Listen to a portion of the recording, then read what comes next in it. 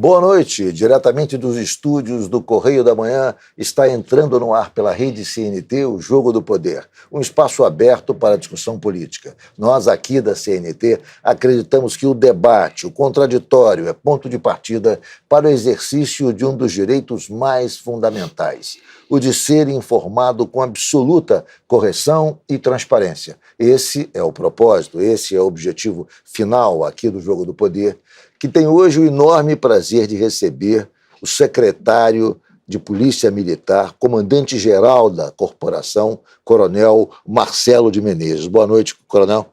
Boa noite, Ricardo. É um prazer muito grande poder bater esse papo com você. Certamente será um papo bastante produtivo para a gente poder esclarecer as pessoas que estão nos assistindo. Vai ser um prazer enorme também manter essa conversa aqui através da rede CNT com o senhor, porque, eu acredito, vamos esclarecer muitos pontos, muitas questões relativas à segurança pública do Rio de Janeiro, num momento tão estratégico, tão importante como o momento atual. Vamos começar, secretário, falando, obviamente, da operação mais importante realizada pela Polícia Militar nos últimos anos do Rio de Janeiro, que foi a operação nos complexos da Penha e do Alemão, que, enfim, foi uma operação que resultou em algumas mortes, em 121 mortes, 4 policiais e 117, suspeitos de atividade criminosa. E eu queria, com o passar dos dias, nós estamos aí já há 15 dias da operação, saber que tipo de reflexão o senhor faz sobre a operação, que tipo de avaliação o senhor faz da operação, mas se o passar dos dias, com as apurações, com o amadurecimento das informações colhidas, trouxe algum tipo de reflexão nova para o senhor. É importante dizer, Ricardo, que essa operação é uma operação que realmente rompeu um paradigma da segurança pública, é a maior operação de segurança pública já realizada no Brasil, quiçá no mundo. Trouxe para a gente a necessidade da utilização, né, de forma muito potencial, né, da questão da inteligência, da questão da tecnologia, né. Isso trouxe para nós um capítulo novo na execução e na operação direta nessas comunidades, né? E os resultados, eles apareceram, né? Quero também aqui ressaltar a integração das polícias nessa atuação, né? Isso é algo que a gente, na minha gestão, eu abomino isso, né? Ou seja, mas historicamente, só cortando rapidamente, mas historicamente eu que venho há longo tempo na imprensa, sempre houve uma rivalidade entre polícia civil e polícia militar, historicamente. Mas uma realidade burra. Né? Isso mostra que quando a gente atua de forma integrada, eu disse até isso para o secretário Felipe Cury, nós somos imbatíveis. Exato, né? Exato. Porque todo o arcabouço técnico, o arcabouço técnico das polícias convergindo para um mesmo plano, para um mesmo objetivo, a gente demonstrou isso na prática, que os resultados são realmente potencializados. Né? Dizer que essa operação é um programa permanente da segurança pública no Rio de Janeiro, que é a Operação Contenção. Essa operação ela foi muito bem trabalhada, né, e ela se iniciou com uma apuração de um inquérito policial em cima daquela região do Complexo da Penha e do Alemão, aquela organização criminosa que atua naquela região, um inquérito da Delegacia de Repressão Entorpecente que durou cerca de 1 ano. E essa operação ela tem 2 eixos principais. O primeiro eixo é o eixo da investigação, que é conduzido pela Polícia Civil, e o segundo eixo é o eixo operacional, em que nós conduzimos de forma conjunta, mas pelo tamanho da corporação, obviamente, que a Polícia Militar tem um papel maior nessa questão. E isso, quando chegou para a gente, para a nossa área técnica, área de planejamento da Polícia Militar, cerca de 60 a 75 dias antes da data que a operação foi deflagrada, nós começamos a trabalhar e trabalhamos principalmente na análise criteriosa de relatórios.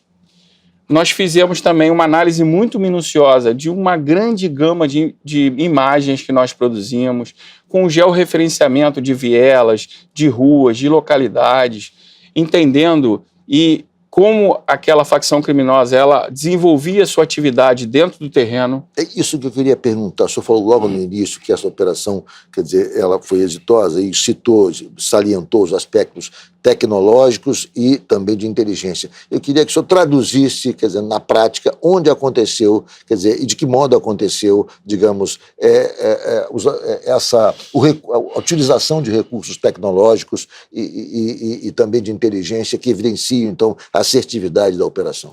Não, essa operação ela tem um começo, meio e fim, né?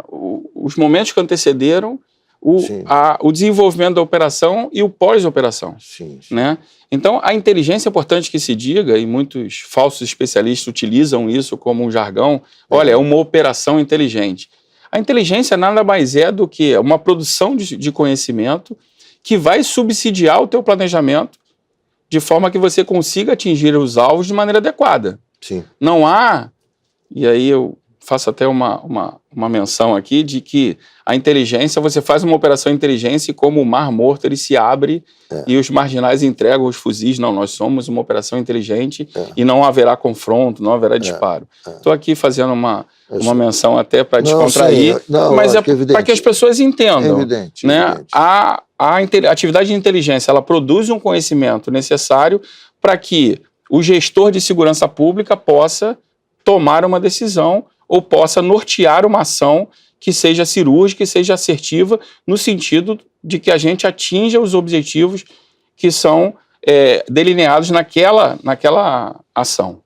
Então, essa questão, a gente primeiro utilizou essa inteligência e essa tecnologia no período que antecedeu a operação, ou seja, pela nossa área de técnica, área de planejamento, a tecnologia na produção de imagens com drones, na produção de imagens com drones, na análise de prontuários da própria quadrilha, ou seja, da própria organização criminosa, elencando os elementos que estão envolvidos naquela região, da onde eles são.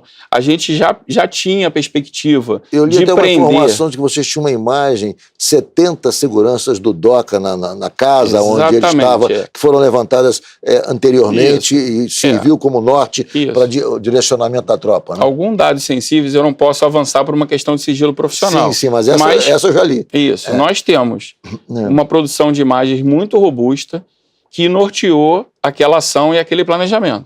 Né? O que a gente buscou através dessas análises foi delinear para as nossas tropas a missão durante o briefing do que cada um deveria fazer no terreno.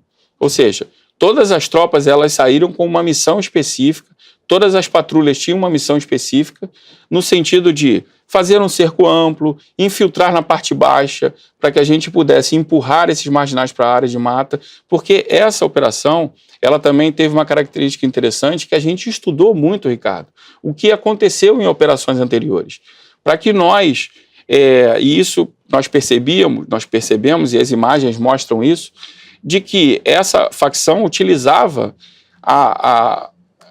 como uma área de fuga para a zona de mata, para a Serra da Misericórdia, algo de forma recorrente. Isso acontece muito. Eu me lembro da operação da Rochinha, o governador chegou até a dizer, não, nós empurramos os marginais para a mata, quer dizer, para evitar um confronto dentro da favela. Mas, quer dizer, dessa vez houve isso, mas a tropa também cercou a mata. Né? Isso. Porque na Rochinha eles foram para a mata e ali conseguiram se esconder. É importante dizer que cada região...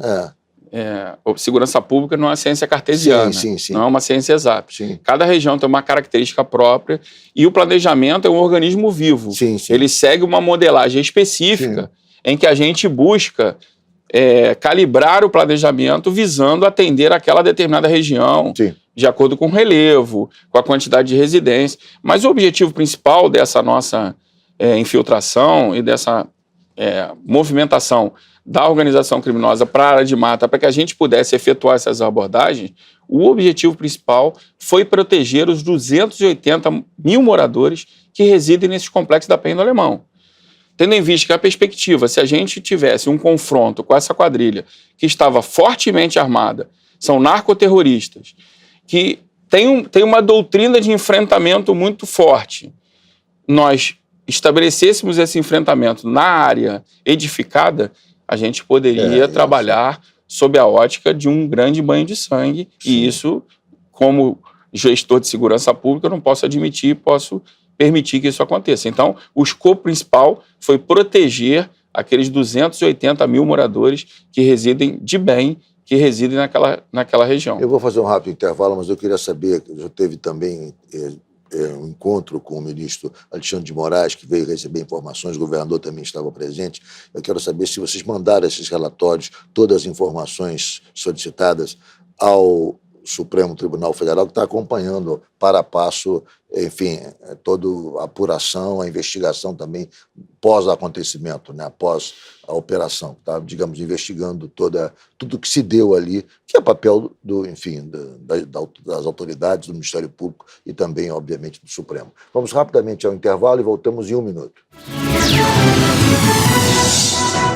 Voltamos com o Jogo do Poder, recebendo hoje o comandante-geral da Polícia Militar, coronel Marcelo de Menezes. Como falávamos no bloco anterior, coronel, o senhor se avistou com o ministro Alexandre de Moraes, que passou a ser relator da DPF 635 no Supremo Tribunal Federal com a aposentadoria do ministro Barroso, e ele, obviamente, está, digamos, colhendo informações para checar se a operação se deu conforme a orientação, conforme os limites estabelecidos pela DPF a que me referi. Os senhores passaram as informações para o Supremo e o senhor pode antecipar alguma coisa, ou seja, mas, pelo menos conceitualmente, o senhor pode garantir que a operação cumpriu rigorosamente os limites estabelecidos pela DPF? Sim, Ricardo, eu ia dizer que foi uma reunião muito produtiva, foi uma reunião extremamente voltada para esse princípio da transparência, que pauta nossas ações, e o ministro realmente indagou sobre o cumprimento das premissas e das determinações previstas na DPF 635. Então, com o que tange a Polícia Militar, né, nós cumprimos tudo aquilo que estava previsto, até porque, a questão rotineiramente... das câmeras corporais. Sim. Eu li hoje que tinha, por exemplo, no BOP tinham 77 policiais apenas com câmeras corporais, nem todos tinham câmeras corporais. Isso não teria sido, digamos, uma falha no cumprimento da DPF? Não, porque a resolução do emprego das câmeras corporais prevê, inclusive, quando você tem um emprego maciço da tropa, que você utilize a cada patrulha, a cada 5 policiais, você utilize pelo menos uma câmera. Perfeito. Isso foi plenamente cumprido. Foi cumprido. Né? Porque, obviamente, que essa operação também se caracterizou por um confronto muito grande. Nós tivemos 17 horas de confronto, né, e que não cessaram. A ordem para a extração da tropa, para a saída das equipes do Complexo da Penha, foi dada por mim por volta das 22 horas, de 21 horas, e a última equipe saiu da mata por volta de 22 horas. Então, e sob ataque desses grupos narcoterroristas. Então, é preciso dizer que houve um extenso enfrentamento e que, obviamente, você trabalha com análise de cenários naquele momento em que o enfrentamento está ocorrendo. Mas as premissas foram todas cumpridas, as determinações no que tange às câmeras corporais, ao emprego dos grupos de paramédicos, ou seja, do socorro imediato, e é preciso que se diga que nós utilizamos 8 ambulâncias, sendo 2 delas blindadas. É a única polícia do mundo que possui, a única polícia do Brasil, ambulância blindada. Essas ambulâncias foram fundamentais para que a gente pudesse colocar no teatro de operações os nossos grupos de paramédicos. Isso agilizou muito o socorro aos nossos agentes, aos nossos policiais, salvou muitas vidas.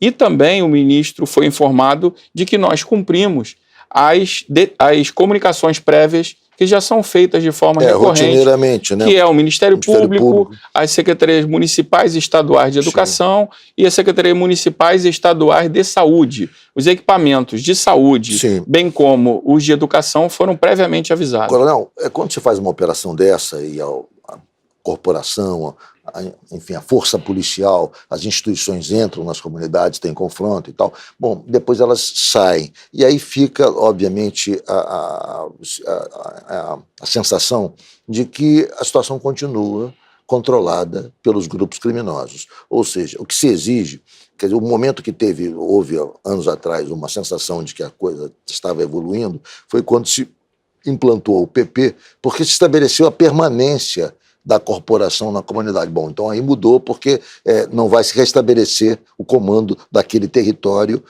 no dia seguinte. Essa operação, obviamente, que não cumpriu esse papel. Tanto, enfim, é de se supor que o comando daquele território continue ainda com a facção criminosa, que no caso é o Comando Vermelho. Quando o Rio de Janeiro, até seguindo a orientação do Supremo Tribunal Federal, vai começar a retomar os territórios. Já foi anunciado que essa retomada vai passar pelo corredor Itanhangá, na Barra da Tijuca, aquela região ali de Morro do Banco, Tijuquinha, Jacarepaguá, ou seja, quando nós teremos a retomada dos territórios cujo controle foram perdidos, cujo controle foi perdido para algumas facções criminosas, a começar pelo Comando Vermelho, o Terceiro Comando e pelas milícias. Né? É preciso que se diga que as polícias elas agem sempre na consequência. Sim. E, obviamente, que muito do quadro que aí está de uma ocupação desordenada, de uma desordem urbana, sim, não é só responsabilidade das polícias. Sim. Preciso também que a gente faça uma distinção clara da operação do Complexo do Alemão e da Penha, que foi uma fase de outras que virão, é preciso que se diga isso, outras operações acontecerão no curto espaço de tempo, seguindo esse mesmo modelo de integração, ainda esse ano, a perspectiva é essa, eu não posso adiantar datas aqui por uma questão de sigilo, e diferenciar da reocupação determinada pelo Supremo Tribunal Federal através da DPF 635. Esse trabalho está sendo já conduzido pela Secretaria de Segurança. Importante dizer que essa decisão do Supremo Tribunal Federal, ela não coloca apenas as polícias como paciente, ela coloca atribuições muito claras para os outros entes federativos. Como você já adiantou, o corredor Itanhangá, né, ele será o alvo dessa operação, que é uma reocupação e, obviamente, envolverá com uma matriz de responsabilidades muito bem clara e definida de que tipo de atribuição cada ente federativo deverá ter. E nós utilizaremos essa operação para que ela sirva como experiência, para que a gente possa replicar essa ideia para outras regiões, não só da cidade do Rio de Janeiro, mas como da região metropolitana de todo o estado. Então a perspectiva é que a gente trace um novo modelo baseado na decisão do Supremo, mas também trazendo a responsabilidade de outros órgãos que, historicamente, estão assistindo na arquibancada o problema da segurança pública. Em relação às próximas operações nos moldes do Complexo da Penha, isso deve acontecer nos próximos dias. Aí, né? Exatamente. A gente continua trabalhando. Sim. Né? A Operação Contenção, como eu disse anteriormente, é um programa permanente da segurança pública. Sim. Ela tem um objetivo claro de barrar o expansionismo das facções criminosas. Essa modalidade de controle territorial, a gente percebe que passou a ser adotado a partir da DPF 635, a partir de 2020, que coincide com a pandemia, ou seja, as facções, elas replicam as atividades inicialmente adotadas pelas milícias e passam a cobrar taxas e exercer o controle em determinadas comunidades e regiões da cidade. Comandante, eu reparo que o Comando Vermelho, entre as facções de atuação no Rio de Janeiro, o Comando Vermelho nos últimos sempre foi uma facção de maior força, mas ela agora passou a ser majoritária, de maneira assim, acachapante. Vamos citar o exemplo ali da própria corredor Itanhangá. Ali tinha muita milícia e tal, o Comando Vermelho tomou toda aquela região do Jacarepaguá, ou seja... Ou grande parte, né? O Rio das Pedras... Pois mas então, continua, mas a maior parte foi tomada pelo Comando Vermelho, que não era a realidade tempos atrás. A que o senhor atribui, assim, essa expansão do Comando Vermelho, especialmente do Comando Vermelho? Sempre foi forte, mas de uns tempos para cá passou a ser quase hegemônico.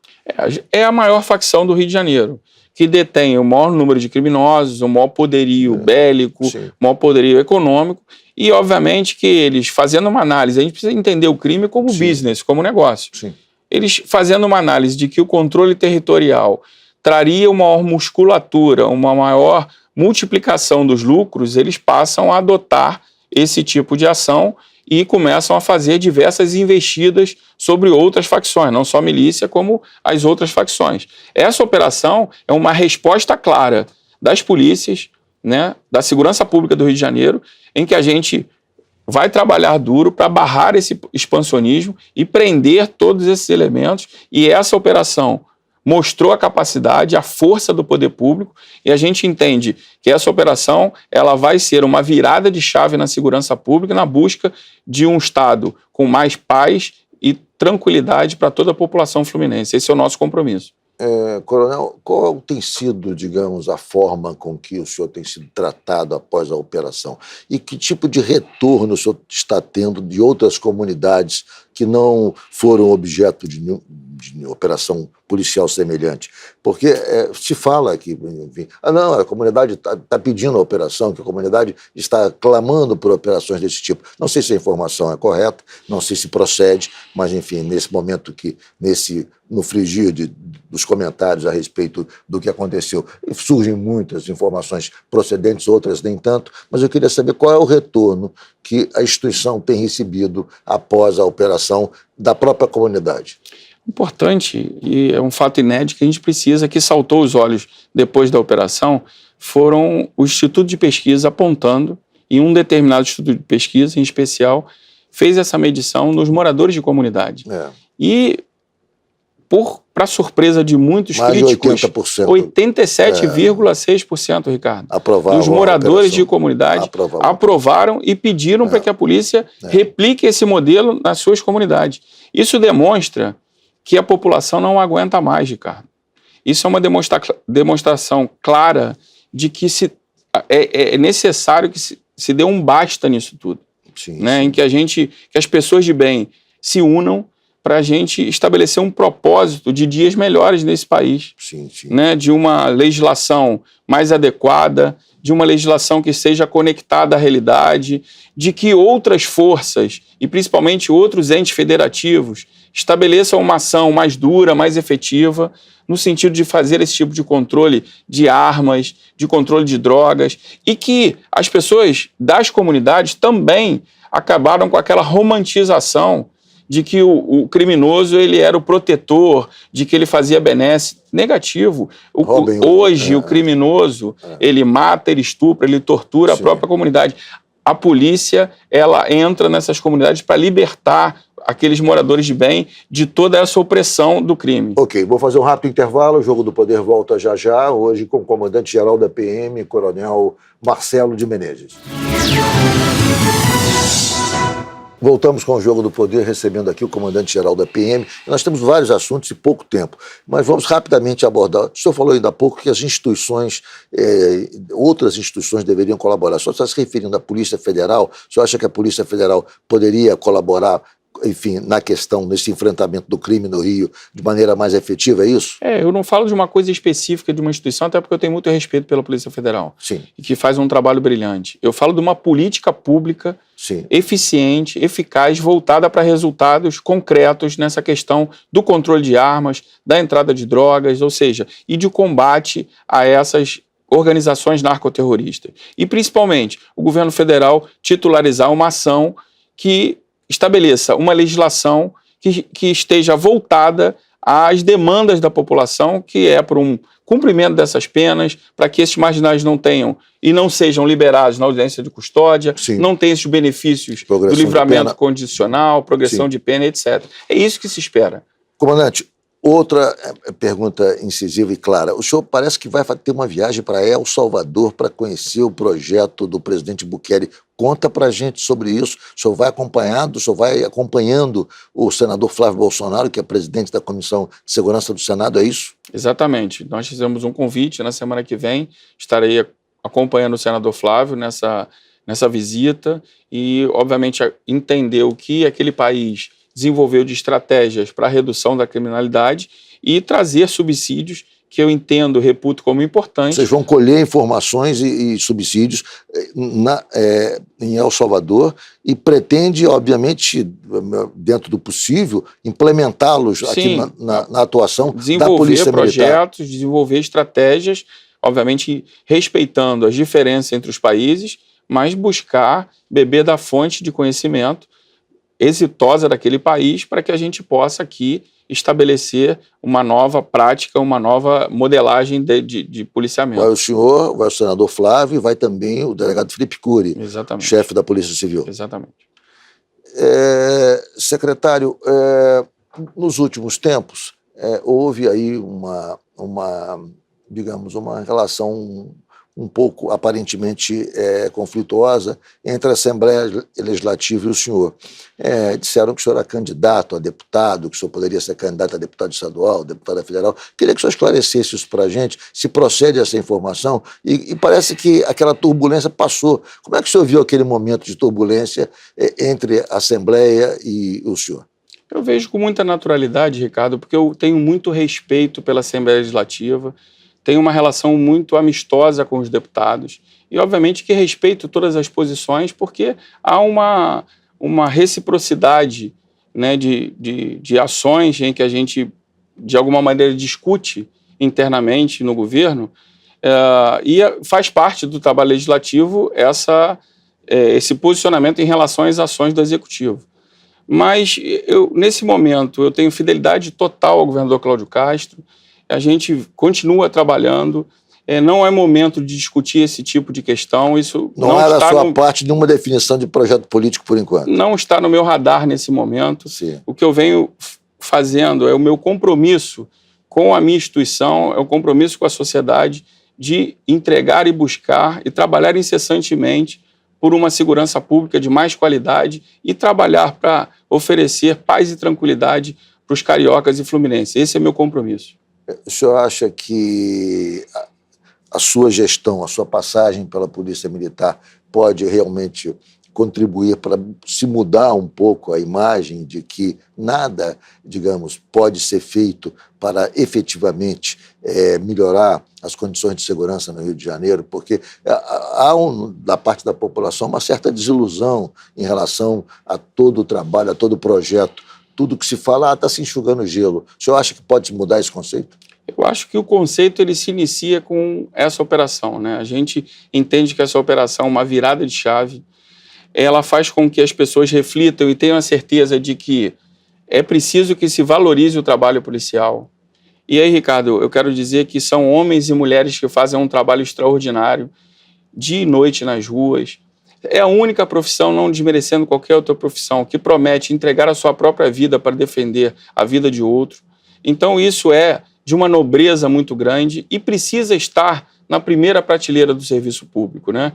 Então eu entendo que a Polícia Militar e a Polícia Civil são os últimos limites entre o bem e o mal. Isso é preciso que se diga, e faço aqui um apelo à população para que valorize os policiais, para que, obviamente, quem erra é aquele que trabalha. Nós temos alguns erros, mas nós estamos trabalhando diariamente, diuturnamente, para proteger a população de bem. Esse é o nosso compromisso, e essa operação trouxe essa perspectiva de virada de chave no Estado brasileiro para que as pessoas de bem se unam em busca de um país melhor para todos os nossos filhos e netos. Coronel Menezes, foi um prazer recebê-lo nessa noite aqui no Jogo do Poder. E sucesso aí nesse projeto de restabelecer minimamente a ordem e a segurança no estado do Rio. Muito obrigado pela oportunidade. Foi um prazer, muito obrigado por ter comparecido, obrigado a você também que nos acompanhou pela rede CNT de televisão. O Jogo do Poder, como sempre, volta no próximo domingo às 23h20. Muito obrigado pela sua audiência, tenham todos um bom final de domingo, uma boa semana e até lá.